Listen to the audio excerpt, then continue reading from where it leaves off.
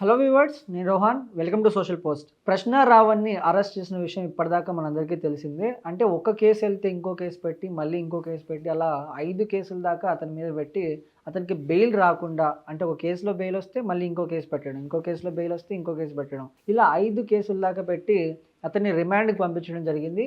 అసలు ఇంతకీ ఆయనకి మళ్ళీ బెయిల్ వస్తుందా, అసలు బయటికి వస్తాడా రాడా, లేకపోతే పోలీస్ స్టేషన్లో ఏం జరుగుతుంది, కోర్టులో ఏం జరుగుతుంది, అసలు కోర్టులు ఏం చెప్తున్నాయి అండ్ చట్టాలు ఏం చెప్తున్నాయి అనే విషయాన్ని డీటెయిల్గా తెలుసుకునే ప్రయత్నం చేద్దాం. మనతో పాటు హైకోర్టు అడ్వకేట్ రవీంద్రనాథ్ గారు ఉన్నారు, ఆయనతో మాట్లాడదాం. నమస్తే అండి. నమస్తే అండి.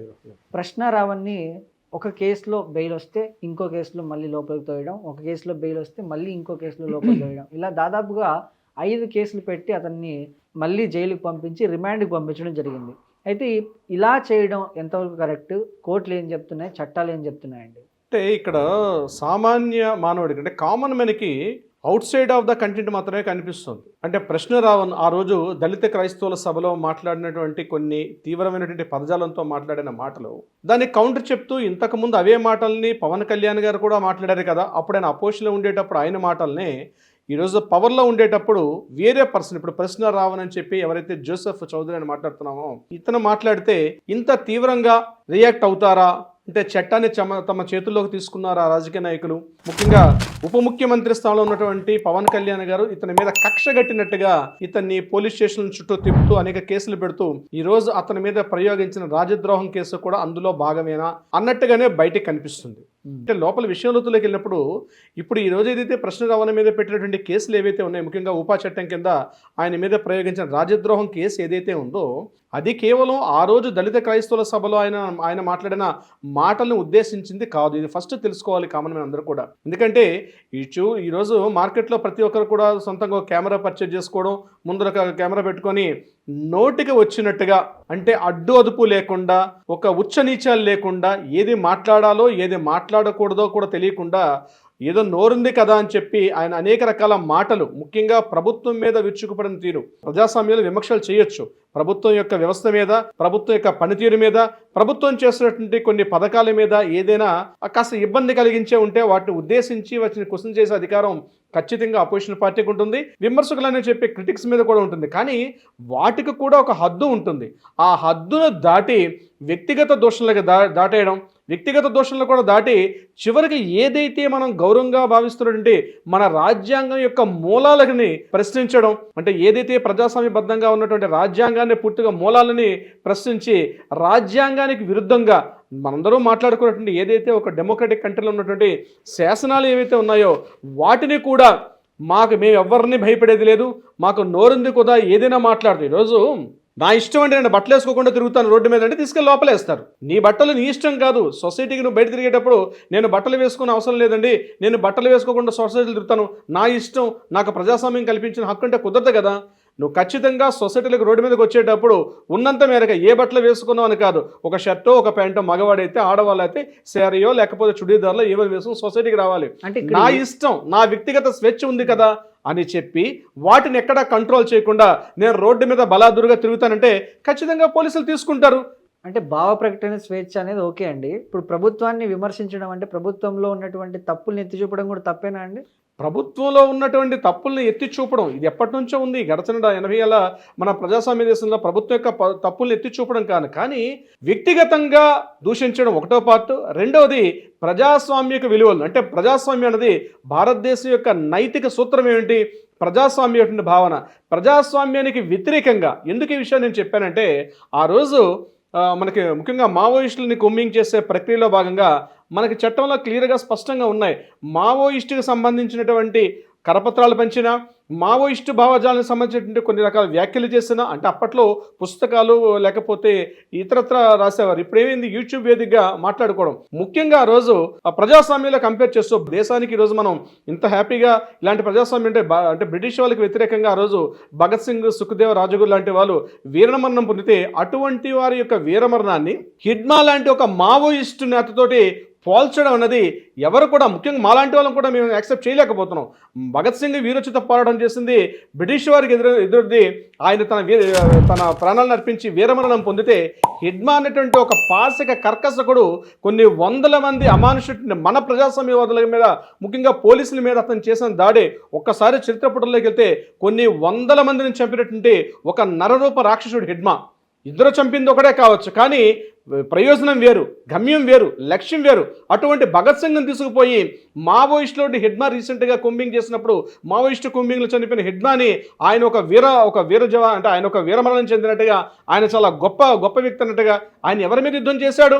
ప్రజాస్వామ్యానికి వ్యతిరేకంగా యుద్ధం చేశాడు కదా. అంటే మావోయిస్టు యొక్క సిద్ధాంతం పూర్తిగా ప్రజాస్వామ్యానికి వ్యతిరేకంగా ఉంటుంది. అంటే కొద్ది సంవత్సరాల క్రితం ఇంత టెక్నాలజీ లేదు. అప్పుడు కేవలం పేపర్లు ఉండేవి, పేపర్లో ఆర్టికల్స్ రాసుకుండేవారు, పుస్తకాల ద్వారా మాత్రం సాహిత్యం ఉండేది. కానీ ఈరోజు టెలికమ్యూనికేషన్స్ బాగా పెరిగిన తర్వాత, ముఖ్యంగా ఈ యూట్యూబ్ మాధ్యమాలు, సామాజిక మాధ్యమాల్లో బాగా పెరిగిన తర్వాత, వాళ్ళు ఆ రోజు ఏదైతే చేశారో, వాళ్ళ అడవుల్లో ఉండి ఏదైతే చేశారో, ఈరోజు రావణని ఏదైతే మనం మాట్లాడుకున్న ప్రశ్న రావణ కూడా చేసేది కేవలం మావోయిస్టు భావజాలమే. ఆయన అంటే అరణ్యాల్లో గన్న పట్టుకొని చేసే పని ఈరోజు మైక్ ముందు పట్టుకొని మాట్లాడే ఆ యొక్క విధి విధానం.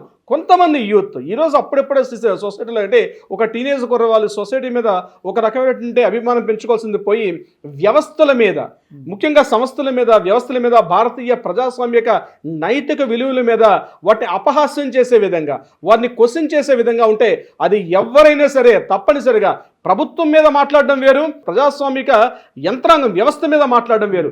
ఈరోజు ప్రశ్న రావణ మాట్లాడిన మాటలన్నీ కూడా కొన్ని సందర్భాలు చూడండి. ఎగ్జాంపుల్ నేను మీకు కొన్ని వీడియోస్ ప్లే చేయకూడదు, ఎందుకంటే ఈరోజు ఆ కేసు ఉపా కేసు, రాజద్రోహం కేసు కింద ఉన్నాయి కాబట్టి మనం వీడియో చేయకపోవచ్చు. కానీ కొన్ని సందర్భాల్లో ఉదాహరణ ఎగ్జాంపుల్ చెప్తాను. ఆ రోజు మనకు యూపీలో కుంభమేళా జరిగినప్పుడు ఒక 30 మంది అక్కడ చనిపోయారు, 30-40 మంది తొక్కిసినట్టు చనిపోయారు. ఆ రోజు ఇదే ప్రశ్న రావణ మాట్లాడిన మాటలు వీలైతే యూట్యూబ్లో ఒకసారి ప్రశ్న చేయండి.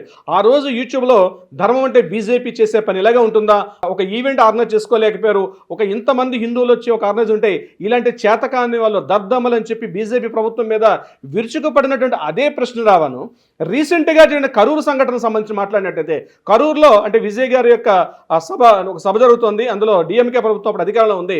అంటే డిఎంకే ద్రవిడ పార్టీ అధికారంలో ఉన్నప్పుడు ఇదే కరూరు ఇన్సిడెంట్లో ఆరో తొక్కేసినట్లో ఒక 30 మంది చనిపోయినప్పుడు ఆయన మాటలు అంటే ప్రతి వ్యక్తి చాలా జాగ్రత్తగా వెళ్ళాలి, క్యూ లైన్స్ ఉంటాయి, అది కేవలం వ్యవస్థల యొక్క తప్పు కాదు, అది కేవలం వ్యక్తుల యొక్క తప్పు, అంటే వ్యక్తులు ఆ క్యూ లైన్లో వెళ్ళడం తప్పు, ఆ తొక్కిసడికి వెళ్లకుండా ఉండాలని చెప్పి ఆయన మాట్లాడిన అరటి పండు ఎంత అందంగా మాట్లాడిన మాటలు 2 వీడియోల పక్కన పెట్టి చూసుకుంటే అర్థమవుతుంది. అంటే అతని యొక్క ఉద్దేశం వ్యక్తులపైన, వ్యవస్థ యొక్క మూలాలపైన మాట్లాడే మాటలు. నేను కేవలం ఒక ఎగ్జాంపుల్ చెప్పాను. ఇట్లా తీసుకుంటూ పోతే, మాట్లాడుకుంటూ పోతే కొన్ని వందల రకాల వ్యవస్థను వ్యతిరేకంగా బీజేపీ పార్టీని ఉద్దేశించి చెప్పడం కాదు. ఇన్స్పైర్డ్ బై పవన్ కళ్యాణ్ గారు కదా అదంతా. ఇన్స్పైర్డ్ మీద పవన్ కళ్యాణ్ గారు ఆ రోజు మాట్లాడిన మాటల్లో ఉన్నటువంటి అంతరార్థం ఏంటి? ఆ రోజు ఆయన వ్యక్తిగతంగా దోషం చేస్తున్నప్పుడు, ఆయన వ్యక్తిగత దోషంలో ఆయన యొక్క పెళ్లిల గురించి మాట్లాడేటప్పుడు, నేను వ్యక్తిగతంగా నన్ను మాట్లాడకండి, నన్ను రాజకీయంగా ఎదుర్కొనే ప్రయత్నం చేయండి, నన్ను వ్యక్తిగతంగా ఎవరైతే దోషం చేస్తున్నారో అటువంటి వాళ్ళని ఉద్దేశించి మాట్లాడినట్టుగా ఆయన మాట్లాడడం జరిగింది ఆ రోజు సంఘటన. కానీ ఈ రోజు మాట్లాడిన మాటలు అలా కాదు. పెట్టుకున్నది దళిత క్రైస్తవుల సభ అన్నటువంటి ఒక వేదిక పెట్టుకొని, ఆ వేదిక ద్వారా దళిత క్రైస్తవుల ఆ పదమే పూర్తిగా వ్యతిరేకం. క్రైస్తవుల్లో రెడ్డి క్రైస్తవులని, కమ్మ క్రైస్తవులని, కాపు క్రైస్తవులు, ఇన్ని రకాల క్రైస్తవులు ఉంటారా? దళిత క్రైస్తవుల సభ ఏంటి? యాక్చువల్గా చెప్పాలంటే రాజ్యాంగంలో ఇదే విషయం ఇంతకుముందు కూడా జరిగింది. ఒక దళితుడు ఎప్పుడైతే క్రైస్తవ మతాన్ని స్వీకరించినట్లయితే దళిత క్రైస్తవుల సభ అని వేడుక నిర్మించారు. అంటే రెడ్డి క్రైస్తవులని, కమ్మ క్రైస్తవులని, కాపు క్రైస్తవులని, ఇన్ని రకాల క్రైస్తవులు ఉంటారా? రీసెంట్గా ఒక 3 నెలల క్రితమే సుప్రీంకోర్టు కూడా తీర్పడం జరిగింది. ఒక ఎస్సీ సామాజిక వర్గానికి చెందినటువంటి ఒక వ్యక్తి క్రైస్తవ మతాన్ని స్వీకరించినప్పుడు ఆటోమేటిక్గా ఎస్సీ యొక్క ఆటోమేటిక్గా కోల్పోతాడు, క్రైస్తవుడిగా బీసీసీకి సంబంధించి మాత్రమే ఉంటాడని చెప్పడం కూడా జరిగింది. సో దళిత క్రైస్తవుడు అన్న పదమే పూర్తిగా వ్యతిరేకం. క్రైస్తవులు ఉంటారు, దళితులు ఉంటారు. క్రైస్తవుల్లో దళితులు అనేవాళ్ళు ఉండరు. ఎందుకంటే క్రైస్తవుల్లో సామాజిక న్యాయం, సామాజిక సమన్యాయాన్ని మాట్లాడేటువంటి ఒక మతానికి సంబంధించిన సిద్ధాంతంలో దళిత క్రైస్తవులు, రకరకాల ఈ సామాజిక క్రైస్తవులు అన్నటువంటి విధానమే ఉండదు. మరి ఈ వ్యవస్థగా దళిత క్రైస్తవుల సభనే అసలు ఆ వేదికే చాలా అస్పష్టమైన వేదిక.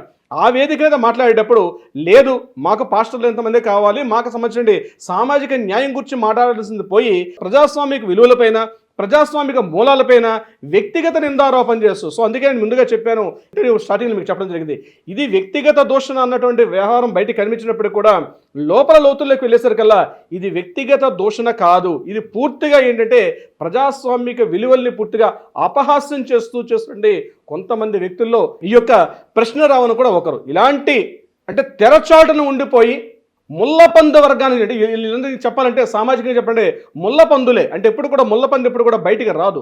ఆ రకంగా దేశంలోనే ఉంటూ దేశంలో ఉన్నటువంటి వ్యవస్థల్ని అంటగడుతూ నీచమైన ఈ క్రియకి ఏదైతే పాల్పడతారో ఇలాంటి వాళ్ళకి ఈరోజు ఏదైతే ఆ ఉపా చట్టం మీద అంటే రాజద్రోహం కేసు కింద చేశారో ప్రతి ఒక్కరికి అలాంటి శిక్షలు రావాలని కోరుకుందాం. ఎందుకంటే ఈరోజు వేరే కంట్రీస్లో తీసుకుంటే షరియత్ చట్టాలు అమల్లో ఉంటాయి.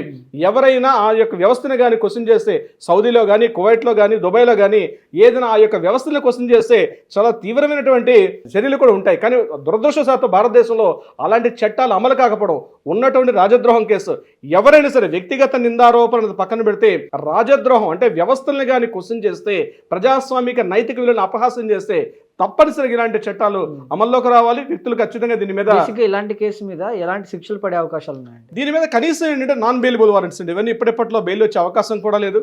అనేక సంవత్సరాల పాటు ఉండాలి. ఇంత దారుణం అండి. కసబ్ని ఒక పాకిస్తానీ కసబ్ భారతదేశానికి వచ్చి ఇంతమంది చంపేస్తే కసబ్ని వెనకేసుకొచ్చి మాట్లాడడం, పెహల్గాంలో జరిగిన సంఘటన గురించి వాళ్ళని వెనకేసుకొని రావడం, ఇదొక దృష్టిలో పెట్టి ఇతని మీద ఈ కేసు పెట్టారు తప్పించి కేవలం పవన్ కళ్యాణ్ అనేది బయటకు కనిపించినటువంటి ఒక వ్యవహారం కనిపిస్తుంది.